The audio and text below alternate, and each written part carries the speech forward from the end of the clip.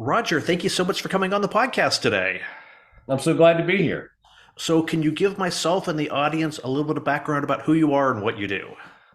So I'm Roger Grimes. I'm the Data-Driven Defense Evangelist for KnowBe4. We're the world's leading company in trying to fight social engineering and we do simulated phishing and that sort of stuff.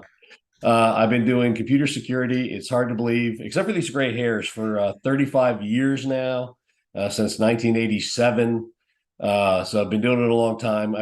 Just finished my 14th book on computer Wow. security. I write one or two articles a week, and I have for like 25 years. So something like 1,300, 1,400 computer articles, something like that. I'm very much in my professional life all about computer security and trying to stop hackers and malware. Awesome. Was that a field that you wanted to get in, or was it just your employer told you, "Hey, we need someone to do this," and they selected you? Well, I tell you what, so in 1987, I was going to college and I hooked up with John McAfee, the late John McAfee, Mm-hmm. on pre-internet, what was called the FidoNet, and I was disassembling DOS viruses for him. So early on, even in my computer career, I was very much into fighting hackers and malware and that sort of stuff. But when I went to college, I actually went to college as pre-med, but ended up with an accounting degree, went to work for an accounting firm, and ultimately passed the CPA exam and became an accountant. But I was a horrible accountant. I don't know how I passed the CPA exam. It was the hardest exam I've ever taken in my life. Uh, don't know how I passed it. Somewhere there's some guy thinking he should have passed that didn't, and they switched up results. But I really was horrible. When I got to actually working as an accountant, I was just the worst accountant. And let me say, it wasn't like they just gave you 1040s to do or easy audits. Like the stuff they handed me, I'd never even heard about in my life. I was in over my head. They were not giving me any sort of instruction. I was drowning. And in 9 months, I had not done anything. And the partners, said they wanted to have a meeting with me the next day. And I knew that it wasn't good. I said, well, the partners only call you in because you've done something really well or they're going to fire you. So the whole next morning, I was really dreading this partner meeting. But all of a sudden, the phone rang, and one of the partners that was supposed to be in that meeting was on the phone, and he said that he accidentally deleted a computer file that one of the customers needed, and there was a $5 million bank loan riding on that file, and Oh, could I come get it back? And they'd actually ridden me up over the 9 months many times because I kept doing computers. I would stop doing accounting work and I would do Novell network work. If you remember back in the days of Novell mm-hmm. networking, and anytime there was a computer thing going on, I was just getting into it. So I go to save this file. I do. They celebrate their champagne. They're literally a champagne. I go home with a buzz on my breath. And and my wife's like, why are you drunk? I was like, I got a file back today. I was the hero. And I was like, you know what? I've picked the wrong career. In the accounting world, I can't do anything right. And in the computer world, I'm being celebrated. So I literally went in the next day and gave them my notice and said I'm in the wrong career. And I'm not a very spiritual guy, but they literally fired me because they're like, you've not done anything for 9 months. And you come in here and you give us notice and you quit on us. And because they were actually excited, like they were possibly going to maybe let me do computer consulting for them, what they come up with. But I went in and quit. And they actually called a security officer that walked me back to my desk, and I had to put like my pictures and personal books in there and everything. And the phone rang, and it was a phone. It was a lady that worked for a local computer firm that was calling for a reference for a secretary that had left our firm. And I somehow made her laugh, and she's like, "Hey, can you do computers? Can you teach computers and stuff?" I'm like, "Yeah." And I walked out of that job to another job, making more money, and never looked back. Oh, that's awesome. It's amazing how things sometimes just work out in the right way. Yeah, and the same. Even before I was getting paid, I was doing computer virus consulting for Bank of America. I was fighting hackers. Actually read an early book. You can find it on the internet, maybe called "Flu Shot" by Ross Greenberg. Ross Greenberg. He had written this book about fighting malware and fighting hackers, and I read that book and Clifford Stoll's book on honeypots and stuff like that, and it just lit my imagination up from the very beginning. what I wanted to do was fight hackers and malware. And the vast majority of my career has been that. Although I've been a network technician, a network manager, VP of IT, I've done everything. And I think you could do in IT, but I was always neglecting those jobs to do computer security. Always, Hmm. even when I was VP of IT, I was like I remember my bosses. I ended up in Newsweek magazine in March of 1992 fighting the Michelangelo virus. And I remember my boss going, "Hey, you manage our networks here. Why are you in the newspaper in Newsweek for fighting viruses?" Because that's really what I was doing. And I was lucky about 20 years ago, I was able to switch and do it full time and all that stuff. Never looked back. Was this in the day and age when moonlighting and having a second job was a no-no?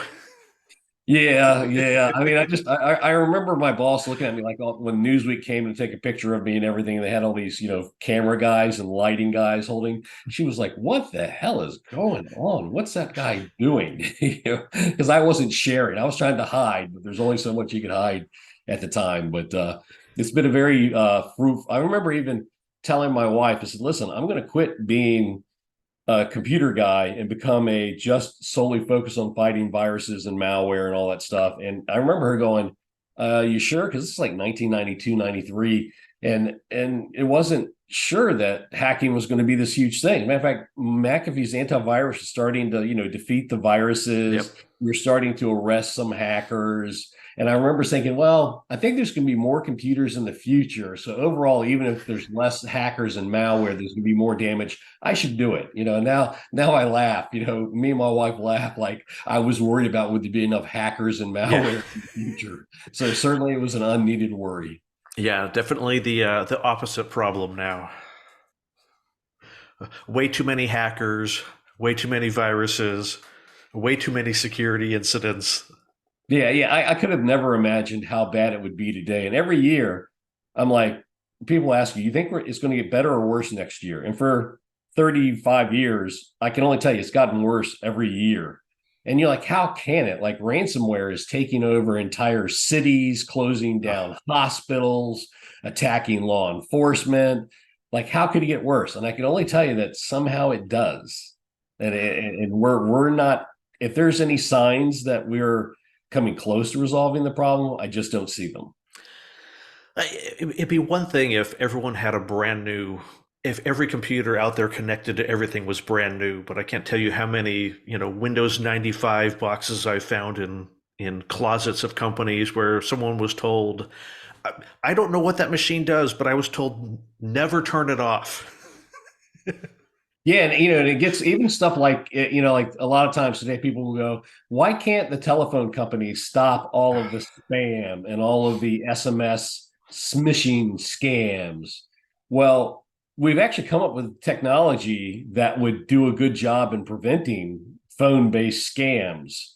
But something like two-thirds of the telephone industry doesn't have equipment that can, Yeah. can actually implement that technology. And I tell people, if you've ever been in a telephone company, you'll find like a lot of wood in their computer room. Like there are things from like 80 years ago that are still running and making that telephone company happen. It isn't state of the art like you see in the movies. It's stuff that's been there for a long time. It hasn't broken, and they're not fixing it and they're not replacing it. Is it that there isn't anything to replace it with, or is the replacement just, well, we've got this $40 piece of equipment from, 80 years ago, and if we can either replace it with another $40 piece of equipment, but if we want to update it, it's going to cost us $1 million. Yeah, that's it. Usually, like a lot of times, the manufacturer, is going out of business, and that box is still sitting there. Yeah, like I'd go into factories that have. I used to work for Microsoft for 10, 11 years, and this is probably about 5 years ago. But I actually once troubleshot a customer whose Windows 3.0, Windows Ooh. 3.11, Windows for Workgroups wasn't connecting to server 2016. Like it just wouldn't work. And they had called Microsoft. They're paying like $1 million to get all of these boxes working with the latest stuff. But so a lot of times they have the solution. It works for them. There is either no replacement, or the replacement is super super expensive, or the old solution is so integrated with everything Yeah. else that to replace it kills all this other functionality they have with all these other systems. So you're right. That's a pretty common thread in most organizations, is that everybody has some old technology that they would love to replace, but it's been integrated for so long, it's very difficult to do. And let me say, sometimes the ransomware attacks, they're like, okay, my company's completely down. We have to rebuild everything. Now we finally get the chance to get rid of this old system and rebuild it, rebuild Active Directory like it should have been built 20 years ago or whatever it might be. Yeah, or the power goes out and the machine dies, and okay, now we have to replace it because we can't function without it. But it's so interesting that there's so many of those legacy systems floating around out there, and television would have you think that everyone has a server room with lots of little flashy lights on it with the latest hardware in it, and that's not always the case. Yeah, I mean, and not only that, but the technology is still sometimes so complicated and not easy to do. Like, if you go to any store, the store owners mostly don't know how the cashier, the cash, the cashing stuff works. The cash registers, they don't know how billing, they don't know how their website works. They're relying upon consultants, and the Yeah. consultants in and out of business. So the next thing you know is you have this unpatched, cash register that hasn't been patched in 8 years. I was at Microsoft. There's something like if something like half the people, when we put a patch out in Microsoft, half the people patched within the first month. Another 25% would patch in the next year, and then some, depending on the patch, 13 to 25% would never patch ever, Oh ever. wow. And you got to remember, Microsoft's had automatic patching turned on for decades. But it just happens that people get machines and functionality, and all of a sudden the auto patching gets turned off to troubleshoot something, and they forget to turn it back on, or somebody needs to reboot a box and no one's ever logged into that machine to see that it just needs a reboot. And there's a lot of old stuff out there. I mean, it's funny, even if you listen on the internet and you try to do scans for vulnerabilities and stuff like that, and listen out for what's trying to scan you, there's a lot of stuff from like Code Red that's from Oh wow. 2001. That means there's 2000 websites that got compromised in 2001 have not only not been fixed, but they're still trying to infect other people. Oh, is the Melissa virus still out there? Yeah, yeah. Although not as much. It's funny. It used to be out there a lot, but it's we still see remnants of it, but not as it used to be for I mean, for like decades. It came up a lot, but it died probably about 5 years ago. There was a big downturn, and the same thing with Code Red and stuff. They used to be huge, and now they're kind of a smaller proportion. But it's just amazing that it's still out there, and if you're unpatched, you could possibly still be, exploited. By this thing that's 30 years old, crawling, that's roaming the internet 30 years later, trying to find that one vulnerable machine. Yeah, and technology is tough. Like you and I are probably among the more technology savvy people around computers and doing things, but I can't tell you, is my cable modem patched? Yeah. My cable company is not telling me to patch it. I can't log into it, or I don't have the password to it. I'd have to call them. I'm like, I'm hoping they patch it. You know, I'm how sure about they don't. how about Wi-Fi router? So I own my Wi-Fi router. I patch it once or twice a year. I'm probably saying 99% of people with Wi-Fi router aren't patching it. They probably don't even know the admin password to get into it, let alone Yeah, know yeah. that they should be patching it. Or can you? I mean, I can just see the what's the IP address, and I'm having to show them how to do an IP config. Then I have to, like, it's just a laborious process. And then like, what's the login name? You're like, try admin. you And then know, try admin as the password. yeah, something like that. But it's sad that we don't have technology that doesn't just automatically update every time it's needed. I mean, even the technology that has it, it still fails, 1-2% of the time, even in the auto patching. For some reason, there's a firewall block, or somebody's Yeah. blocking this, or it just doesn't. You get a corrupted WMIC database, Windows Management Instrumentation database, and all of a sudden that patch doesn't apply for some reason. It's technology is Yeah. technology, and it's complex and complicated. But I wish that technology did more to help end users Yeah. be less involved and self-resolve. Yeah, I feel like some companies are getting better about that in terms of, okay, we're going to make our devices auto patch, but they only support them for 4 or 5 years. They've decided, hey, this is my product life cycle is 5 years. I think most units are going to fail within 5 years. But there's still a million people out there with a DOCSIS 1.0 cable modem router combination that's 15 years old, and they're not going to replace it until their internet stops working. Yeah, no, that's very right. Yeah, yeah. So 35 years in this industry, what are the big lessons that you've learned that are still applicable or that are now applicable that people need to be doing? So the way that hackers and malware attack you has not changed over the 35 years. Number one is social engineering, usually through an email, but it can be through a website or something.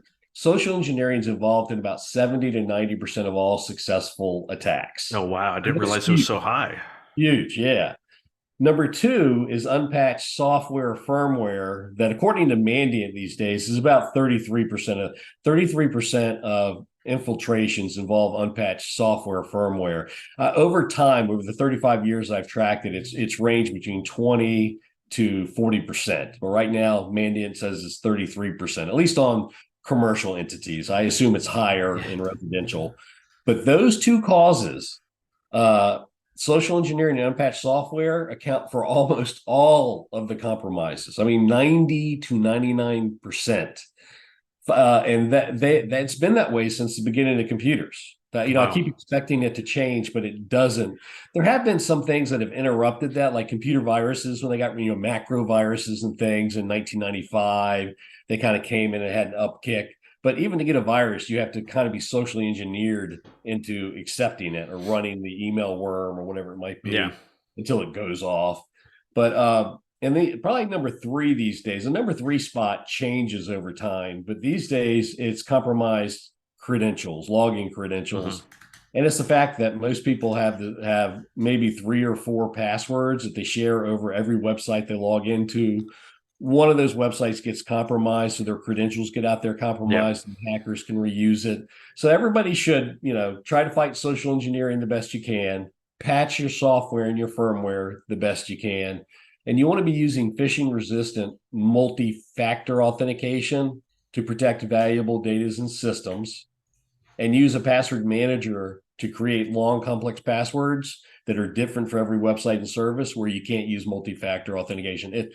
These four things I just said, don't get socially engineered, easier said than done, patch your software and firmware, use phishing resistant multi-factor authentication when you can, and use a password manager to handle your passwords where you can. If everybody did that, cyber crime would be significantly less. Yeah. So what do you think? So with respect to social engineering, what is the one or two things that people could do to significantly reduce their chance of being socially engineered or to realize, oh, wait, something's happening here? Because if it's 70 to 90%, hey, what's the low hanging fruit that people should be doing? Yeah, so what you have to understand is most social engineering has two or three things involved, and you need to retrain yourself and everybody else's mentality to go, if these three things are present, I need to slow down and research this using an alternative method before I do it. So social engineering is all about getting you to perform an action that is harmful to yourself or your organization's self-interest. Yeah. So providing your password, that's about 50% of the cases. If you use phishing resistant MFA, that doesn't work. Or downloading a Trojan horse program, or providing your social security number, something like that. They're Hmm. gonna they're gonna try to get you to run some code or provide some information. So the three factors I tell people to look out for: if you receive a message, no matter how you receive it, whether it's email, SMS, a phone call, in person, if anyone or anything has these three traits, realize that it's high risk of possibly being a scam. Number one, it arrives unexpectedly. So you just weren't expecting it. It just showed up in your inbox or on your phone, or the phone call came in unexpected. Number two, it's asking you to do something you've never done before for the receiver. Hmm. And number three, if performing it could harm your self interest, if it's a malicious request, if it has those three things, arrives unexpectedly, asking you to do something you've never done before, and could harm you, stop and research outside of that message. Don't click on the link in the Hmm. email, call the person directly, call the company directly on a known good phone number, go to the known good URL. So literally most of social engineering would be put down if you get hard. Let me say it's hard to do. Yeah. But say, did it arrive unexpectedly? Is it asking me to do something I haven't done before for the sender? And number three, could it harm me or my company's interest if I perform it? Then you say, okay, I got to slow down. There are many times requests from your boss that meet all three. Like that's just a fact of life. But you need to get in the mentality like, oh, let me slow down. This is something different. Or my cable company contacted me, wants me to do something to get a discount. Slow down. Like I had my cable company call me a couple of weeks ago. I said, Roger, we're going to upgrade you to a lot faster gigabit speed, and you don't have to pay for it. That's all we need is your login information to start the process. I went, I'm not going to give you that. I said, you tell me my PIN number and my password. I'll tell you whether you're right or not, but I'm not going to tell you. And they said, well, we can't even get into your account unless we have your PIN number. Like it's a protection mechanism the cable company has to stop the person on the other end of the phone from getting into an unauthorized account, and doing something, which does happen. But I went, can I call you? Can I call the cable company phone number, nationally known phone number, and get to you directly? And they said no, that they were in a call center, and said you cannot get to us. And I'm like, well, I guess I'm not taking the discount because I'm not giving you my login, because you don't know who someone calling you is, or So even though I lost out on my gigabit upgrade in speed, I'm not giving my login credentials to some stranger over a phone. Sorry, you just got to say it's high risk, and I'm not going to do it. And so, like the unexpected makes sense, and being asked to do something that you haven't done before for that particular entity makes sense. And I understand, like, doing it will it cause harm, but to me, that's the one that's the hardest thing for people to discern if it's something that they're totally not familiar with. Like, Yeah.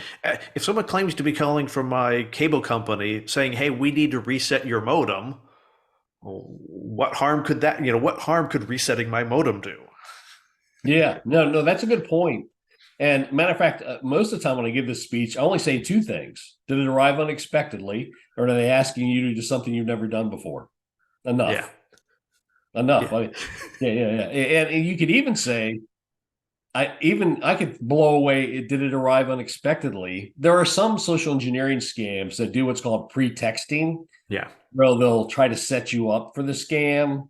They'll send you another email or a call. The really good scammers will prepare you for the scam. So they'll say, suppose I'm trying to get you to send money to the wrong bank account. I've heard of the scams where they'll call or send an email to the accounts payable person, go, hey, well, we just got a new boss here, and he's kind of a jerk, and he's bringing his new system in that he used at the last place, and he's upgrading us to his new bank. So just want to let you know that in the next couple of weeks, I'm going to be sending you new bank account information because this guy thinks he knows what he's doing. Yeah. And then they don't ask for any money or anything. They've just set the seed, and then they come back in a couple of weeks going, hey, here's that account information I told you was coming. It really is highly likely to be successful, that scam. But I tell people those pre-texting type scams, the long game where they're setting you up, they're maybe less than 1% of 1% of scams. So that's why I tell people, if it's something you haven't done before, it's an unexpected message, then you want to be highly suspicious. But you're right. Yeah, the self-interest one. I mean, usually, so a lot of times they have the sense of urgency. Mm-hmm. You need to do this right away, or you're going to miss this discount, or you're going to be penalized, or your boss is going to be mad, or your electricity is going to be shut off. So that's maybe another indicator, that sense of urgency. But I'm trying to limit it to what are the basics? Yeah. And the two basics are arrived unexpectedly, asking you to do something you've never done before. And let me say, it's really hard to retrain yourself. It's hard for me to retrain myself to think about those two questions, but I have successfully retrained myself. And I gotta say, I'm very difficult to scam and phish because I've retrained my brain. But we need to, especially you've got AI and deep fakes coming in. Deep fakes supposedly can fake this voice that sounds like your boss or a loved Yeah. one or whatever. And number two, with the AI, the social engineering scams are not only not containing errors and language issues, but I've seen some uses where, like, if you respond back to the scammer going, "Are you sure I'm supposed to pay this fee?" The response they give based upon AI is really realistic sounding.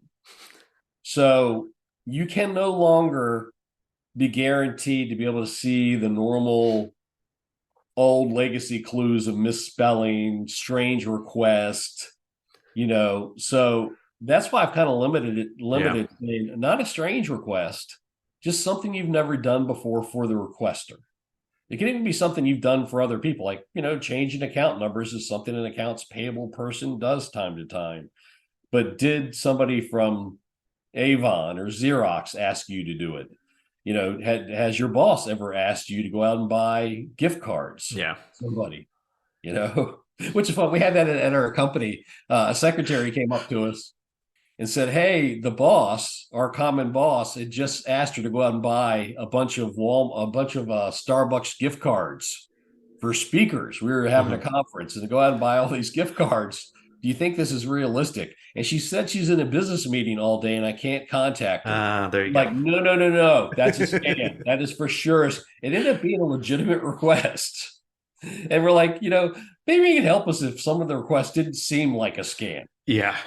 But the nice thing we thought is, we've been trained so we didn't get in trouble for ignoring the request. And that's what people need to understand, that you need to teach this to people. And if they follow those rules, they shouldn't get in trouble if they're delaying something. They're just hopefully being good citizens and good citizens of the organization and trying to prevent fraud. Yeah, I mean that's what I want my employees to do is question things that seem to be out of the norm, even if it is a delay to the process. Because I don't want them to be doing things that are, buying gift cards for non-existent employees and reading me the confirmation numbers just so I know that they really bought them. Like another common scam. I'm in around Tampa, Florida, and I'm sure this is a countrywide scam, but I see it a lot on that website. What's it called? Nextdoor, Hmm. kind of show you what's in your community. A lot of people get scammed. They'll get calls from someone claiming to be with a local telephone company, Tampa Electric or something, and they'll say your payment for the electricity bill didn't pass, and I want you to go to Walmart and get gift cards, or something like that. And I'm like, who would possibly fall for this scam? Well, first of all, they wouldn't be doing it if it wasn't successful, right? Yeah. If the scammers weren't making money, they would do it. Well, I did a survey. It was about 10% of people were falling for the scam. And what I was surprised was it was doctors, it was lawyers, it was police people. Wow. And I was like, I got to ask you, why did you do it? All of them felt like it was a strange request. One guy said, well, I was going to pick up my mother she just got out of cancer treatment and I didn't want electricity to be off in my Yeah. home while she was convalescing with us. Another person said, my husband's always sending out the checks late, and I figured he'd already done it. And each person in that 10% had this kind of valid reason.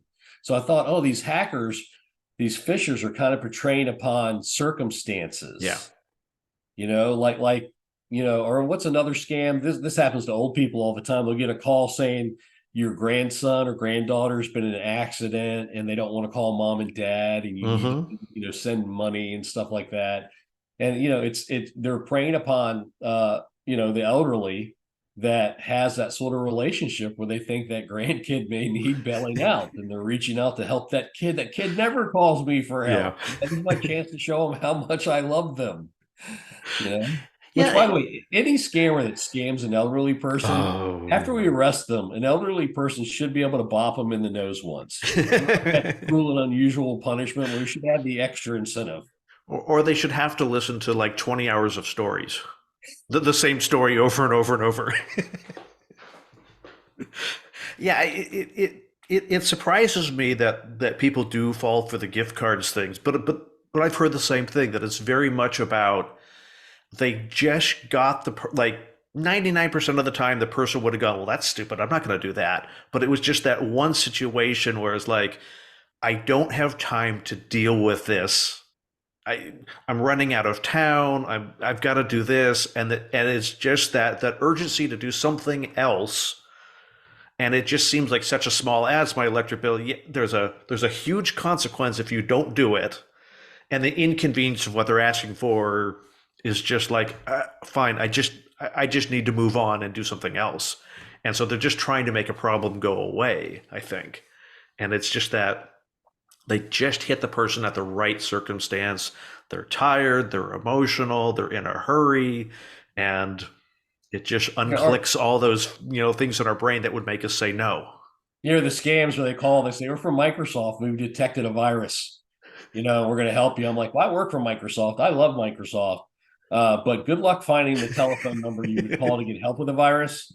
If you found that number on the internet and you had $250 in your pocket, I still don't think Microsoft would help you. Like, that's the reality.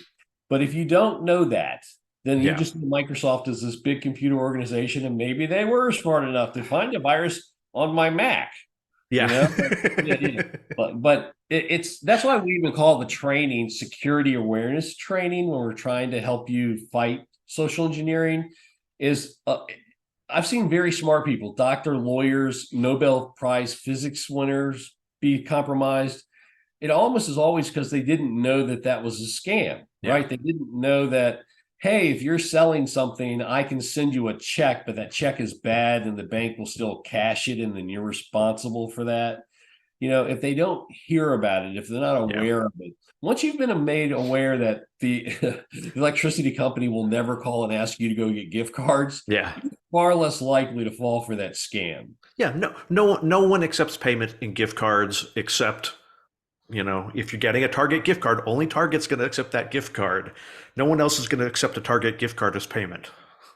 Yeah, and it's that's why I think again it's really the only way to defeat it is to have a default healthy level of skepticism, Yeah, especially if they're offering you something grand. But it can be tricky. Again, like a lot of people don't know if they go on Craigslist to sell something that more than likely the first person responding to you is a scammer. yeah, I was on Facebook today, and some old, high school roommate reached out to me and wanted to be my friend, and I was surprised, but I said yes, and I was like, "Hey, long time no see," blah blah blah. Hey, and then they started hitting me up for some fake scam. I was like, "Oh, you're a scammer. I need to tell everybody her account is compromised." And you know, but it was amazing. The scam was, oh, it's this new rebate thing where seniors get $100,000, oh, or retired Army people get can take you get this program, get $100,000. Because I'm aware of it, I knew it was a scam, but I thought again that the scammers wouldn't do it if it wasn't successful at some percentage of the population, yeah, right? And so that's why you need to tell people, give them the general idea, let them know about the different types of scams. That's really, and then I have people go, oh, one day we're gonna defeat phishing and social engineering. We're gonna get the right technical defenses. no, We'll have the antivirus systems that block everything. Well, I've been waiting for that for 35 years, and it doesn't seem like we're any closer. It seems like whatever defense we come up with, the attackers just move and pivot around yeah, that defense. And so I've kind of come up with, I don't think we're ever going to stop them. It's like trying to say you're going to stop all crime. yeah, I think you can stop crime in certain areas and stuff, but I think the best you can do is kind of reduce crime and make people aware of crime. So people like today, hopefully most people are lock their car doors at yeah. night, that's the best you can do. But the idea that you think we're going to be able to buy the software or hardware that stops all this stuff, nope. I think we're always going to have to be educated Yeah. about how to recognize what it looks like, and then how to stop it. And I think it's about implementing reasonable security features. You're talking about, into enable multi-factor authentication. Sure, SMS authentication is not the best authentication, second factor authentication out there. I don't think anyone's going to argue that it's technically the best. But if you implement it, you're, 99% or 90% less likely to be compromised. That account is 90% less likely to be compromised. Sure, it'd be nice if it was 99% less compromised, but Yeah, if we could reduce 90% of account takeovers, that would be awesome. yeah. MFA. I wrote a book called Hacking Multi-Factor Authentication. It's one of my best-selling books. You can hack any MFA, right? But you can hack anything. But using MFA, any MFA, probably gets rid of 50% of phishing attacks, because 50% of phishing attacks are give me your password. Yeah. And if you can say, I'm sorry, I don't have a password, Yeah. well, that attack is not going to work. Now, I will say that my big caveat is if you can, try to use phishing resistant MFA. Yeah. Most MFA is not phishing resistant. If you get MFA that sends you the 6-digit code like Microsoft Authenticator, Google Authenticator, or you get push-based authentication where it's like, say yes, those are very phishable. Yeah. And I tell people, if you have the chance, if you can make the decision, try to, and SMS is very phishable, try to use an MFA option that is phishing resistant, like FIDO, if you've ever heard of FIDO, FDIO, or smart cards or something like that.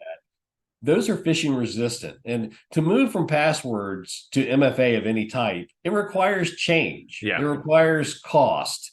It requires training and teaching somebody how to do something different. So I say to move from just regular MFA to phishing resistant MFA really takes the same amount of effort and resources. And if you can, get to the phishing resistant stuff so that as the hackers pivot from asking for your password, they now pivot and say they ask for your MFA code. It's actually included in the phishing kits now to ask for your SMS code or your 6-digit code or whatever. So if you can get the phishing resistant MFA, well, that just cuts off another big swath of avenue that they can't use. Unfortunately, most of the MFA today is phishable. Again, if you get a 6-digit code or any code on your phone, if you get push-based MFA, which is, hey, are you sure you want to approve? Or you get SMS-based codes, they're all very phishable. And you can use it if you want, but I say try to get to the stuff that's more phishing resistant, like FIDO, if you can. That's really where we all need to be going. Palm scans, iRetinal scans to get in your front door. I actually give talks on biometrics all the time. Most biometrics are not nearly as accurate as they say, and you can actually phish them. So you can actually phish somebody out of their retina scan, their fingerprint, or whatever. The thing is, most biometrics are device authentication, like this hello, and it doesn't get you into an application per se on the internet. It doesn't get you into your bank or whatever. So most biometrics, even though they're phishable, they're used as device authentication, which is more resilient to phishing attacks. Phishing attacks work better when it's application based. Yeah. Oh, I need you to pick up this email. I need you to log into LinkedIn. So if you use biometrics if one day you use biometrics to protect your LinkedIn account or something, it actually is fairly phishable. Good to know. At some point, they're going to start replacing the cameras on the ATMs with, how they do overlays on the keypads and the card slots. They're going to start doing overlays on the cameras to get the biometrics from us. Well, interesting, like on my fingerprints were stolen along with 5.5 million other Americans in 2015. It was a Chinese advanced persistent attack threat against the Office of Personnel Management of the United States. And they stole everybody's fingerprints up to 2015 that had ever applied for a national security clearance. Oh, gee. So my fingerprints were taken because I had applied and got a clearance when I was working for Microsoft 15 years ago. My wife had submitted fingerprints while she worked at a shipyard when she was 15 back in the 80s. And her fingerprints got stolen. Again, what do you do in today's remote world when all 10 of your fingerprints have been? Is there any application that relies upon my fingerprints that can trust that it's really me? If it's single factor, like you go to your phone, put your fingerprint. Yeah. Like I tell people, if you do biometrics, we should always make it 2-factor, and that there has to be personal knowledge based question, because that's just one of the downsides of biometrics is they're not secrets most of the time, and once stolen, what are you gonna do? Get your Al Capone fingerprints changed? Hey, I need my fingerprints changed or something. So it's if you're using biometrics, if you really care about security, always put it with a second knowledge base factor. Hmm. And one where they don't where they don't store the question. Yeah, yeah. What was the street of the name of the street that you grew up on? What was your Yeah, elementary school's name? I gotta tell you, I'm still shocked when they're like, what's your father's middle name? What's your mother's maiden Yeah. name? I'm like, how is this still allowed? Like anybody with a genealogy program is gonna be able to get this information. In 30 seconds, you don't even need a genealogy program. You go on Facebook and there's mom. Okay. Or like they're like, what's your favorite veterinarian? I always love some of the questions. What's your favorite veterinarian? I'm like, well, I didn't know people had favorite, but it's probably gonna be it's probably gonna be the vet within 5 miles of them. Or Yeah. what's your favorite car? There's only like 100 car models ever, right? Like they come in and out of existence slowly, but they stay around for a long time. And I don't know. Chris, I can't guess your password at all. But if you gave me 10, 20 guesses on your favorite car, I probably could figure that out. It's probably, people like Mustang, Ferrari, or something. They're not saying AMC Pacer or Yeah. Gremlin, like it's like there's no way I can guess your password, but there's only 100 cars, and Corvette. Like I'm going to guess that maybe somebody goes F-150 or something, but Yeah. there's only but so when you give me time, I'm going to guess it. Well, and the same things of like, your first pet's name. Everybody reminisces at some point on social media about their favorite pet or their dog or, and it's Yeah, super, super, super, super Google easy to figure that out. Google did a study on these personal knowledge questions and said a hacker could guess the right answer like half the time on some of the questions. Ah, And it was something like 40% of the time, the real people couldn't remember the real answers. I, So I was like, I think that means the hacker has a 10% chance of guessing your answer. And it was like 16% of the time, the person's answer was in their public social media profile. yeah. Yeah, that's just great. Like one of them I remember was, what was your high school mascot? Oh, my goodness. I'm What a like, that's horrible a idea. public record. You can look Yes. up my high school and then Google the mascot. Yeah, Like, that's sometimes you like you're shaking your head. Or like Apple recently put out an update. Just recently, if you got an Apple phone, you just got an update, and there is a feature that they enabled by default that somebody can come up to your iPhone holding their iPhone and get contact information. And they enabled it by default. yeah. Now, and you're like, what? Like there's 1,000 vulnerabilities that have been closed by patches based upon the vendor allowing a privacy invasion by Yeah. default. I'm like, who? And people are like, well, it doesn't share all your contacts. It just allows them to update their contact or your contact list. And if you had any shareable contacts, they could download them. I was like, but like all those vulnerabilities started with a person thinking, well, there's no way this could be Yeah. abused. Yeah. Like it's literally the history of computers have been abusing people that gave over permissive default permissions. So what's the minimum amount of access anyone ever needs? That should be What the only was it? thing they ever get. Was it a first year college high school intern that was able to select what that feature was turned on by default? Like you should have to perform at least one action before I then share my contacts with Yeah. you, or Yeah, that allow you to inject your contact in my phone. Like it's just weird. allow me to approve the transaction. Yeah. Require an approval on that transaction. So before we wrap up, so we talked about the social engineering. We've beat to death MFA and third factor authentication and and all those things.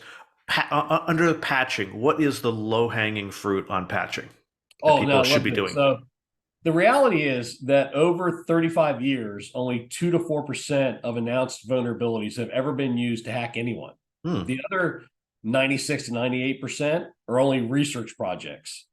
So the reality is you don't need to patch everything. You only need to patch the 2 to 4% of vulnerabilities. Last year, 25,000 vulnerabilities were announced. You only need to patch the 2 to 4% that were actually used by a real world hacker to attack a real world target. And you're like, well, that's great, Roger. You got a list of those? I know. CISA does. The Cybersecurity Infrastructure Security Agency, CISA.gov, CISA.gov, Mm-hmm. led by the wonderful Jen Easterly, They have a list called the Known Exploited Vulnerability Catalog. Known Exploited Vulnerability Catalog. You can subscribe to that, and they'll send you a list every week or twice a week of they're now exploiting this and they're now exploiting. Let me say, most of the time, I don't recognize the Yeah. stuff on the list. It's a lot of firmware and Yeah. third-party stuff that I just don't know where it is. Sometimes I'll see a Windows exploit or an Apple exploit or a Google exploit or something. But the nice thing is, I tell people, if you see software firmware that you have on that list, get it patched. Yeah. And if it's not on that list, the reality is you don't need to patch it. So that is the low-hanging fruit, the CISA's known exploited vulnerability catalog list. So should that be like you run a small business or medium-sized business and you subscribe to this and you see and you know that you I don't know, I'll throw out a router that's you know you have a D-Link router. They probably don't make them for that category, but let's say they have it. So anytime that you see that there's a D-Link patch, you just go out and check patches. You don't look for the specific router, or do you actually Well, I look for mean, the specific device that might be like I can see it's like because I don't know, what's the router model number of the one in my closet? I don't yeah, know, but I know the brand. yeah. I mean, then I think it might be easier to say patch everything or Yeah. turn on auto patching or yeah. It gets when you start worrying about version numbers and stuff, yeah, just patch it. If it says D-Link, if it says D-Link anything, I'm just going to go patch my D-Link Yeah, anything. yeah. Like if it's just got a name close. If it says C-Link, that reminds me I need to check my D-Link patches.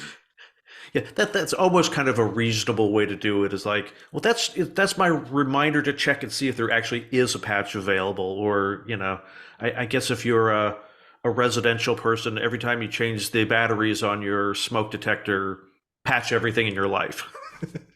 Yeah. No, that's I try even like my passwords. I update all my passwords once a year so that I've had my password compromised like 15 times. If I go to Troy Hunt's, Yeah, have I been pwned.com, 15 times my password has been compromised. Never because I got socially engineered out of it, but because Facebook had a problem, yep, Instagram had a problem, Adobe.com had a problem. My doctor's medical office where they stored my x-rays got compromised.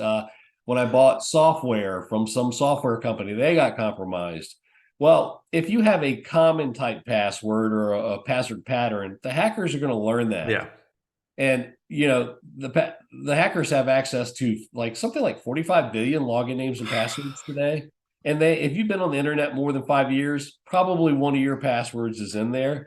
So I make a point to change all my passwords once a year. I literally pick a day once a year Oh, and I put password it on day. my calendar and I go, I'm just going to go change my passwords. And it's a terrible day. Or it will either be a day or it takes 2 or 3 days, but I just get it done because we're in this really weird world where if you want to truly protect your bank account and that sort of stuff, you just need to do it. Yeah, You know?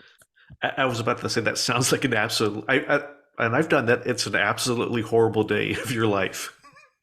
But there's lots of stuff I don't want to do that I got to do, and that's just one of them. Yeah. But I have people that tell me their Amazon account got compromised and they hadn't changed their password in 15 years. Ah. And before I point a finger, I'm like, have I changed my Amazon account password? Well, I used to be that guy, and I'm trying to be less likely that guy. It's take steps where we can. Most likely, or the most. I always tip like if you only have time to change 5 passwords, change the 5 most critical passwords in your life. Start with your email. That should be number one. And again, password managers. Password Yes. managers create long, complex.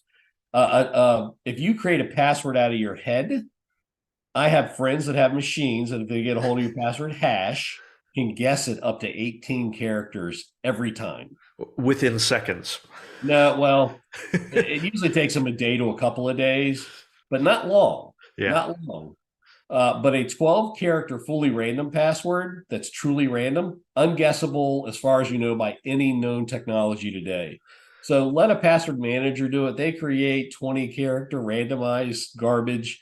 And let me say, the first time I used a password manager, which is, I mean, all the time, about 5 years ago, and I hated it for like 3 days. My Yeah. life was terrible, trying to learn how to do it. And change. But now it's Oh, actually I don't easier. even think about it. Yeah, the only password I have to remember is to get into my laptop, which now I use Windows Hello and it's some type of pen or something. And then after that, I have to log into my password manager once, and you can even use multi-factor authentication for that. And then after that, my password man, it's just click, click, Yep. click, click, click, click. My life is so much easier. And if someone tries to socially engineer me out of my password, they can't Uh, because I don't know it. exactly. No, no amount of coercion will get a password out of me that I don't know. But if you're building a system that accepts passwords, please make sure that you allow long passwords and you don't put weird restrictions on what can and can't be in the passwords.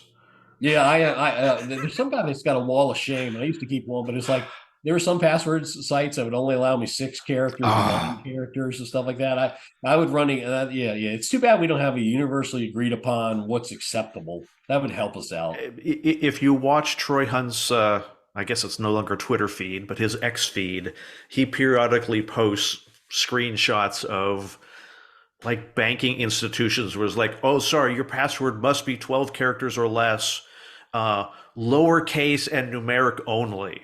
Yeah, yeah, Gee, that's not going to be guessable pretty darn quick. yeah, really. And then I spend more time with the password manager telling the password manager what it can and can't do to create a password. Yeah, and I used to think I was smart before password managers. I would have a root password. Let's say it was frog. It wasn't Yeah. frog. Let's say it was frog. I'd say like frog 32 TW for Twitter, frog Yeah. 32 FB for Facebook, frog 32 AM for Amazon. I thought I was just brilliant. Different, unique password for every website. But then I realized in Troy Hunt's website, wow, all those passwords are in, the hackers have. And they're going to see the pattern. They're going to Yes. go, oh, it's Frog 32 provide, I'm going to go try Rogers Bank of America password. BA. Hey, I got in. So So, I learned you need to have truly random different passwords for every site and service. Nobody wants to do that. Use a password manager instead. yep. Roger, if people want to find you online, can they find you? LinkedIn, Roger A. Grimes, GRIM as in Mary, ES, Roger A. Grimes at LinkedIn.com. I write one or two articles a week. I try to write things that are different and unique. You're not going to find me writing about AI and how AI is going to take over the world. I'm usually writing more useful articles and contrarian articles and very actionable advice that you can use right away articles. I love that. We'll make sure to link to your LinkedIn account in the show notes so people can find you easily. If people don't want to have to remember how to spell your name, we'll solve it for them. Roger, thank you so much for coming on the podcast today. Chris, thank you. And thanks everybody else for tuning in.